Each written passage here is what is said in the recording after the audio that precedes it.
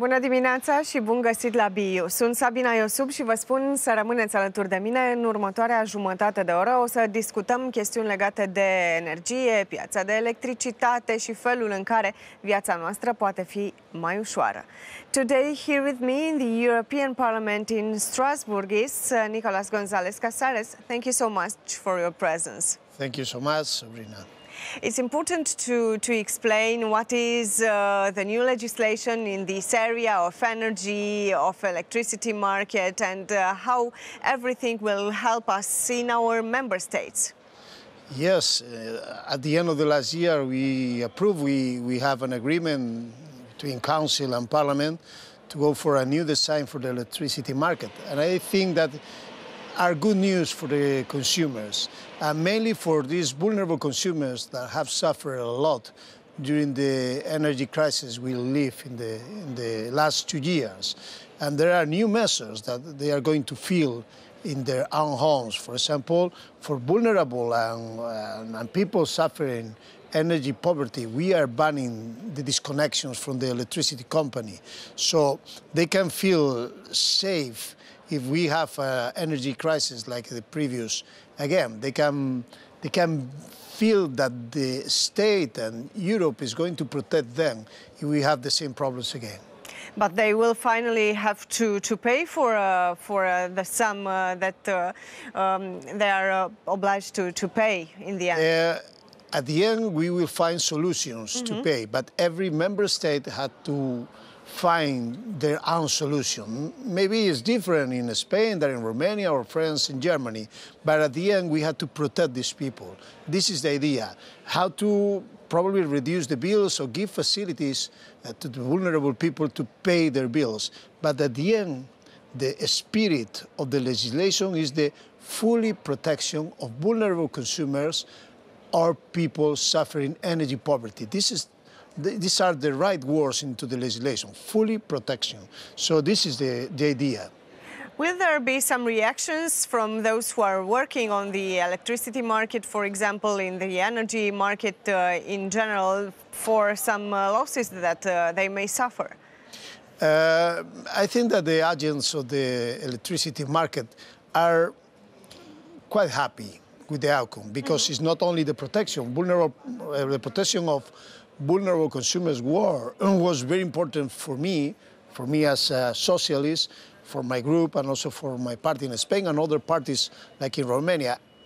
I could feel the support from the Romania socialists, concretely from Dan Nica. He was an inspiration for me also in these measures. But in the electricity market, the people working on that, they are quite happy with this outcome, because it's not only the protection of consumers. We are giving also predictability to the market and concrete measures if we have again the same problems with these skyrocketing prices. So I think we give this market predictability, and with the new measures we can reduce the volatility of this market, and we are also boosting the deployment of new renewable sources. So renewables are cheaper, and we are saying to the people that renewables are cheaper. So we have to translate this into a real legislation that people can facilitate to pay these bills and have this sensation that they are paying less because they have renewables. There are some differences between your country, Spain, and my country, Romania, in terms of temperature, in terms of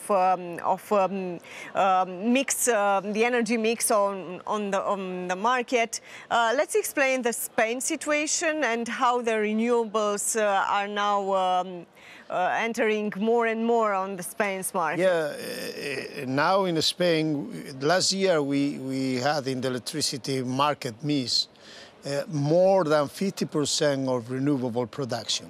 That means that now with Portugal, because we are the same market, with Portugal we have the lowest prices when it comes to the spot market in Europe. So this is because renewables.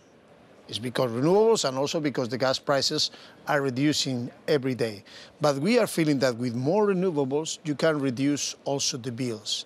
I think that Romania has a great potential also for renewables. with this legislation, we are putting tools and giving tools to member states to concrete support renewables with bilateral contracts that are private between companies and with suppliers and consumers, but the state can support these contracts when it comes to renewables, and also bilateral contracts. The state also support companies to produce renewables or decarbonizing electricity. We are not forgetting the possibility of produce decarbonizing electricity that also includes nuclear power. Does the European Union producing enough electricity in order to support everything? Because there's another discussion, and you know it. We need more and more electricity, but we need more and more electricity produced in Europe, not depending on gas, like the Russian gas. We need more electricity, and this also means or renewables or decarbonized, because we don't produce oil and gas. Romania has some production, some gas production, but only for their own consumption, not for Europe consumption. So this is the general idea, how to increase the production of green electricity or decarbonized electricity, and at the same time go through an electrification of our energy system, because we need to decarbonize because our climate commitments, but also because we can reduce our dependency on third countries, and third countries that not are always our friends, like Russia, or are others like competitors like China are in a competition with us for the energy, and also some Arab countries that are not democracies, for example. What is, in your opinion, the biggest danger in terms of energy nowadays, in 2024? I think the biggest problem is this geopolitical situation and the volatility that this instability introduces in the market. This is the big problem we are having now. And the only way that we can reduce that is to be not autonomous, but increase our autonomy when it comes to the energy production. It's the only way. This transformation is not going to be only in 2, 3, 4 years. We need more time.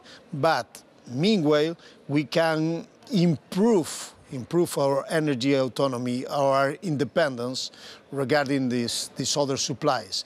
This is the general idea. But by the moment, we have to give ourselves tools like these electricity market designs to reduce this volatility that we are suffering.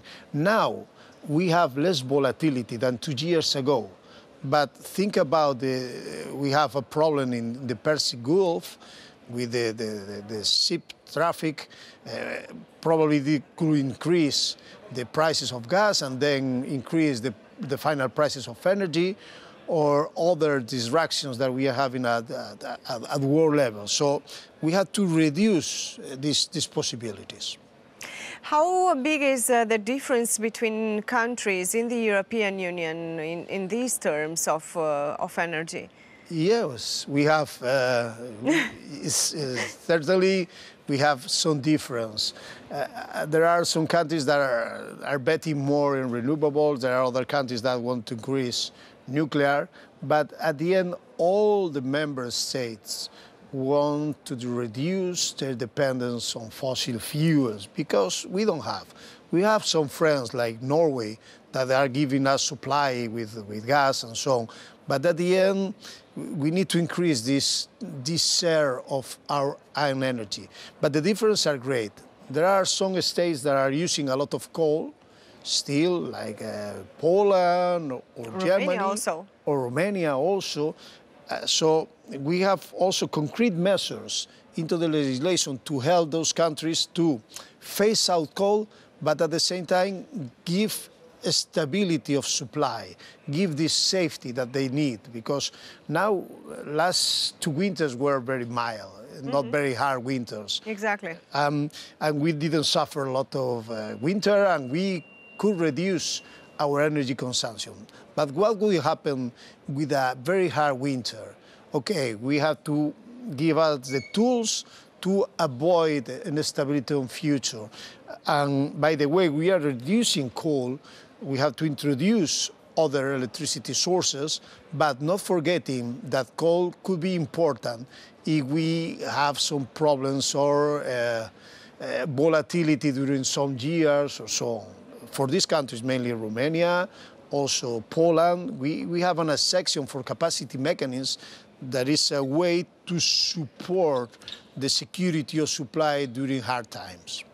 Thank you for this discussion. I think it's very important for our viewers to understand what are the discussions here and what is the situation in some other countries. Thank you. Thank you too much, Sabina.